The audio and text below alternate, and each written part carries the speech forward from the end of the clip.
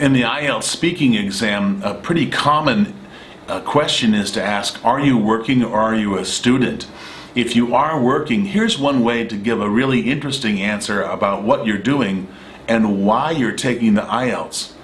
If you give a reason for what you're doing and why you want to go study outside your country, it makes a very compelling case for the IELTS examiner to pay attention to you.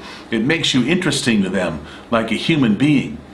You should understand that many of these IELTS examiners have to listen to students who are not very good English speakers and give no reason for why they're there or what they want to do.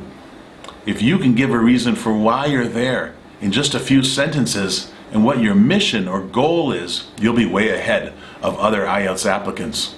So here's an example of how to say what you're doing at work. I'm working now. I work at Eastern Software. I do video game design, and I love my work because I get to invent stories as well as solve technical problems. I'm very excited about this work. The next step for me would be to get a graduate degree abroad. That's the best place for me to really learn more so I can do a better job and someday have my own company. That's why I'm taking the IELTS exam. I want to use English to further my education for this thing that I love so much. I love where I'm working, and I'm looking forward to working elsewhere and have my own company someday.